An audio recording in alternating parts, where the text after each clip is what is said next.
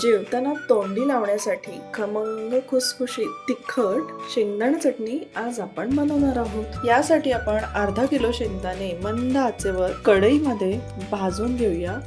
शेंगदाणे आपण सतत हलवत राहूया, त्यामुळे सर्व बाजूनी एकसारखे भाजले जातील।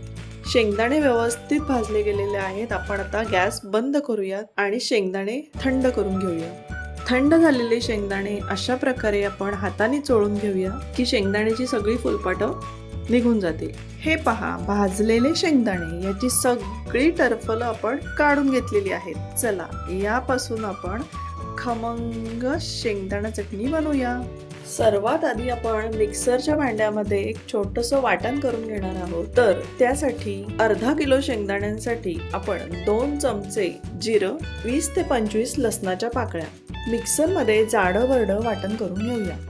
भाजलेले शेंगदाणे मिक्सरच्या भांड्यातून आपण हलके जाडसर वाटण घेऊया। गॅसवर आपण कढई ठेवूयात। गॅसची फ्लेम लो करूयात। कढईमध्ये आपण 1.5 पळी शेंगदाण्याचं तेल घालणार आहोत। तेल तापलं की आपण यामध्ये जाडं-भरडं जे लसूण जिऱ्याचं वाटण करून घेतलेलं आहे ते यामध्ये घालूया। गॅस मंद आचेवर ठेवूया, त्यामुळे लसूण आणि जिरं छान खरपूस लालसर रंग येईपर्यंत भाजलं जाईल। लसूण जिरं लालसर रंगावर भाजलं गेलं की गॅस बंद करूयात 1 मिनिट आणि यामध्ये आपण चवीपुरतं मीठ घालूया।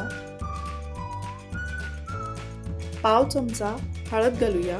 1 चमचा काश्मीरी लाल मिर्च पावडर घालूया। 1 चमचा कांदा लसूण मसाला घालूया। 2-3 सेकंद तेलामध्ये सगळे मसाले व्यवस्थित परतवून घेऊया, नाहीतर ते करपतील। कांदा लसूण मसाला मी आवडीप्रमाणे घातला आहे, तो ऑप्शनल आहे, घातला तरी चालेल। तुमच्या आवडीनुसार तुम्ही नाही घातला तरीही चालेल। आता यामध्ये शेंगदाण्याचा कूट घालूया।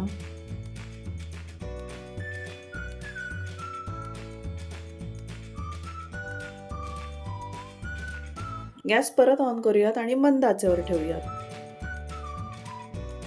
मंद आचेवर 3 ते 4 मिनिट सगळं मिश्रण व्यवस्थित एकजीव होईपर्यंत आपण एकत्र करूया।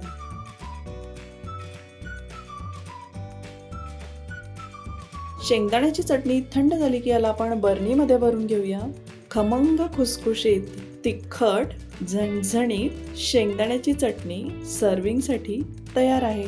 तुम्ही पण अशी चटणी नक्की करून पहा। रेसिपी आवडली तर प्लीज माझ्या चॅनलला सबस्क्राईब करा।